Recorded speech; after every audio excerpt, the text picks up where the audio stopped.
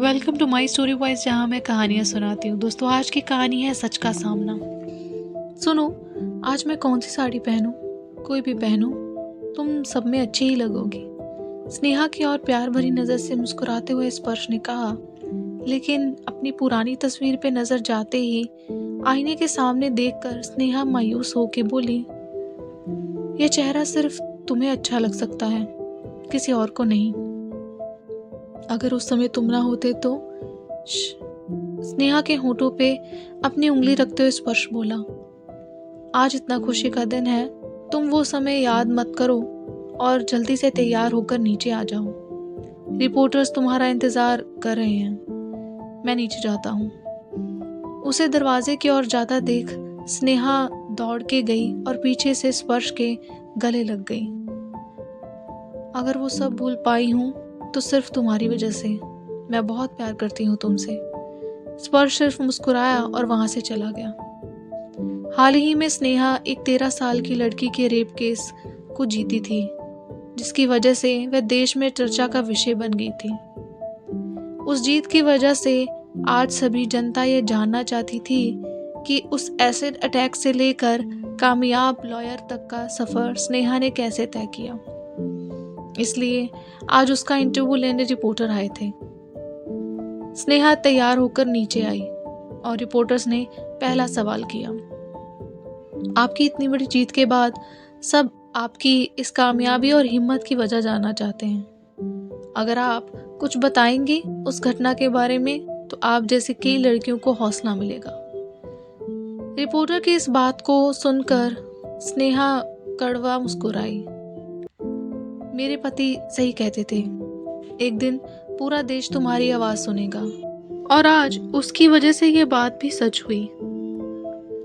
तो सुनिए, मैं जब 20 साल की थी तब यह हादसा हुआ। मैं शाम को ट्यूशन से लौट रही थी, तब उस सड़क के मनहूस सन्नाटे में किसी ने मुझ पे एसिड फेंका। काले काम करने वाले उस कमीने ने चेहरे पे काला मास्क पहना हुआ था और मैं कुछ देख पाती उससे पहले ही वह अपनी बाइक में भाग गया। उस समय मैं बहुत कमजोर थी, चेहरा जल रहा था और उस जलन में बहते मेरे आंसू। चीख रही थी पर शायद तब किस्मत साथ नहीं थी। कोई वहां आया ही नहीं और जो आए वो मेरी हालत देखकर डर से भाग गए। मेरी सारी बहादुरी, जुडो में रेड बेल्ट, सब एसिड की जलन में पीड़ा बन के जल गया। चीखते चीखते मैं बेहोश हो गई और आंखें खुली तो रहने दे, आंखें ही नहीं खुली हैं। होश आया तो कुछ दिखाई नहीं दे रहा था, आंखें भारी थी। सिर्फ पापा की आवाज सुनाई दी और सारी घटनाएं याद आते ही मैं डर के मारे चीख उठी। उस हादसे ने मुझ पे मेरा सब कुछ छीन लिया, मेरी खूबसूरती, मेरा जज्बा, मेरी हिम्मत और यहाँ तक मेरी आंखें भी। मैं जानती नहीं थी कि ये किसने किया, लेकिन मन में ही ये दुआ की थी वह एक बार हाथ आ जाए, उसे ऐसे ही जिंदा एसिड में जलाऊं। लेकिन ना तो मैं जान सकी और ना ही पुलिस। मैं बस 4 दिन अखबार की दर्दनाक खबर बन के रह गई, जो सबकी झूठी हमदर्दी बटोर रही थी। कोई मुझ पर तरस खाता तो कोई मुझे ही कसूरवार ठहराता। जिंदगी से हारकर जब मैंने खुद को खत्म कर देने का फैसला किया, तभी अचानक स्पर्श मेरी जिंदगी में आए। सुसाइड पॉइंट पे हमारी मुलाकात हुई और फिर दोस्ती। धीरे धीरे स्पर्श ने मुझे जीने की नई वजह दी, मुझे फिर से हंसाया और फिर से खड़े होने का हौसला दिया। कोई फरिश्ते की तरह वो मेरी जिंदगी में आया और मुझे इस काबिल बनाया कि मैं आज आपके सामने बैठी हूँ। मैं आज जो कुछ भी हूँ वो स्पर्श के प्यार और हौसले की वजह से हूँ। उसने ना ही सिर्फ मुझे अपने पास के साथ अपनाया, बल्कि मुझे उस पास से बाहर भी निकाला। मेरा दर्द वो बर्दाश्त ना कर सके। उन्होंने यूएसए में मेरी आंख का ऑपरेशन करवाया और मेरी एक आंख मुझे वापस भी मिली। वो सिर्फ मेरा हमसफर ही नहीं, सही मायने में मेरा हमदर्द भी बना। अपने पति के बारे में बताते हुए उसके चेहरे पे झलकता गर्व देखकर सहमा हुआ स्पर्श मायूस हो गया। पसीने से भीगा स्पर्श दिल पे हाथ रख के जल्दी से बाहर निकल गया। सीने में मानो पहाड़ सा बोझ महसूस हो रहा था। वह जोर से छाती पे हाथ रखे आंगन में पेड़ के नीचे बैठ गया। सहमा स्पर्श को ऐसे बाहर जाता देख स्नेहा भी उसके पीछे चली गई। दोनों को इस तरह इंटरव्यू छोड़ के जाता देख मीडिया भी अपना कैमरा लेकर उसके पीछे गए।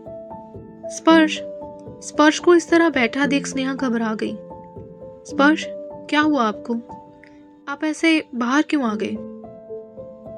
मुझ पे और भरोसा मत करो, मैं तुम्हारे मुंह से अपनी तारीफ अब बर्दाश्त नहीं कर सकता। मेरे सीने पे ये एक बोझ जैसा लगता है। अब शायद समय आ गया है, मैं तुमसे अब और झूठ नहीं बोल सकता। स्पर्श, मुझे डर लग रहा है। आप जो कहना चाहते हो वो अंदर चल के कहें प्लीज। वो स्पर्श को अंदर लेके गई और मीडिया वाले भी अंदर आए। स्नेहा, आज दुनिया को यह बताने का समय आ गया है। मैं तुमसे प्यार तो करता हूँ, मगर मैं उस काबिल नहीं हूँ। आंखों से सहसा बहने लगे आंसू को पोंछते हुए वह बोली, आप क्या बताना चाहते हैं? प्लीज जल्दी बताएं, मुझे घबराहट हो रही है। शायद तुम यह बर्दाश्त ना कर सको, लेकिन यही सच है। 5 साल पहले सिर्फ तुम्हारे साथ ही नहीं, मेरे साथ भी एक हादसा हुआ था। रिपोर्टर्स अपने दोनों कान खोल के ध्यान से सुनने लगे दोनों की बातें और रिकॉर्ड कर रहे थे और लिख रहे थे। मेरा कॉलेज का आखिरी साल चल रहा था और मेरे छोटे भाई का पहला। नया कॉलेज में उसे एक लड़की से प्यार हो गया और सबके सामने उस लड़की ने मेरे भाई की बेइज्जती की। शायद उसे मेरे भाई का तरीका पसंद नहीं आया था। सबका मजाक बन चुका था वह, और इसी सदमे में उसने सुसाइड कर ली। बहुत प्यार करता था मैं अपने भाई से।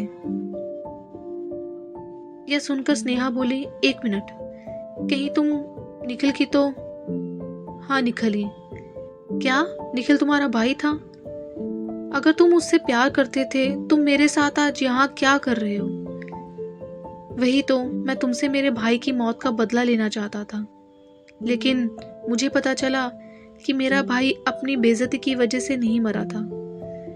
वह तुम पे एसिड फेंक के अपने गुनाह से बचने के लिए मरा था, लेकिन बचने के चक्कर में वो खुद की ही जान खो बैठा। तुम्हारी हालत देख के यह पता चला कि गलत हमारे साथ नहीं, तुम्हारे साथ हुआ था। और तुम्हारी बात सुन कौन रहा था? अगर तभी मैं सच्चाई सबको बता देता तो क्या होता? कुछ भी तो नहीं। मेरा भाई तो मर चुका था। सब तुम्हें हमदर्दी देते, लेकिन क्या सब वही खत्म हो जाता? नहीं, तुम और कमजोर हो जाती।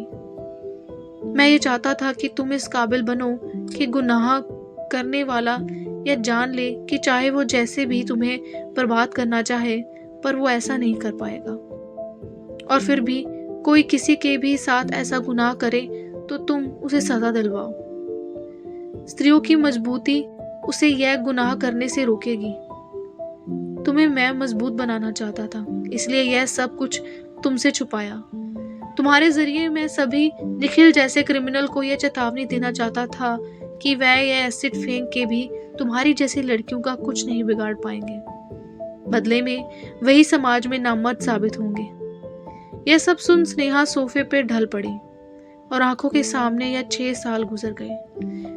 वो हैवानी रात याद आते ही वह फिर से कांप उठी। मैं निखिल का भाई हूं, यह जानने के बाद अगर तुम मेरे साथ नहीं रहना चाहती तो तुम आजाद हो, तुम्हें कोई नहीं रोकेगा। स्पर्श की यह बात सुन वह होश में आई और उसके गले लग के जोर जोर से रोने लगी। मैं तुम्हें कैसे छोड़ सकती हूँ? मैं अब तुम्हारी इस कोशिश को नई उड़ान दूंगी। हम हमेशा साथ रहेंगे स्पर्श। दूसरे दिन अखबार और टीवी में यही चर्चाएं हो रही थी कि अगर हमारे देश में निखिल जैसे क्रिमिनल हैं जो कि किसी की इज्जत नहीं कर पाते, तो उसके सामने स्पर्श जैसे बेटे भी हैं जो देश की मर्यादा और इज्जत की रक्षा करते हैं। वाकई देश की रक्षा सिर्फ वर्दी पहनकर ही नहीं की जाती। हर एक व्यक्ति देश की रक्षा और प्रगति के लिए जिम्मेदार है, क्योंकि यह देश है वीर जवानों का। दोस्तों, आई होप आपको ये कहानी अच्छी लगी हो। ये कहानी थी स्नेहा और स्पर्श की, स्नेहा के संघर्ष की और इस संघर्ष में साथ देने वाले स्पर्श की। आई होप आपको ये कहानी अच्छी लगी हो। ऐसे बहुत कम लोग होते हैं दुनिया में। इस कहानी को ज़रूर लाइक करें, दूसरों के साथ ज़रूर शेयर करें, ताकि लोग इस सच्चाई को समझ सकें कि जितना भी वो लड़कियों पे एसिड फेंक ले, अगर स्पर्श जैसे लोग जिंदा है दुनिया में तो लड़कियों को कोई रोक नहीं सकता, उन्हें कोई बर्बाद नहीं कर सकता। और अगर इस चैनल को सब्सक्राइब नहीं किया तो कर लीजिए, जिसका नाम है माई स्टोरी वॉइस, जहां मैं कहानियां सुनाती हूँ। बेल आइकन को जरूर प्रेस करिए ताकि आने वाली कहानियों के नोटिफिकेशंस मिल सके। कमेंट में जरूर लिख के बताइएगा कि इस कहानी के बारे में आप क्या सोचते हैं। तो चलिए, thanks for watching and listening. मिलते हैं अगली बार नई कहानी के साथ, नए विचार के साथ ऑन माई स्टोरी वॉइस, जहाँ मैं कहानियाँ सुनाती हूँ।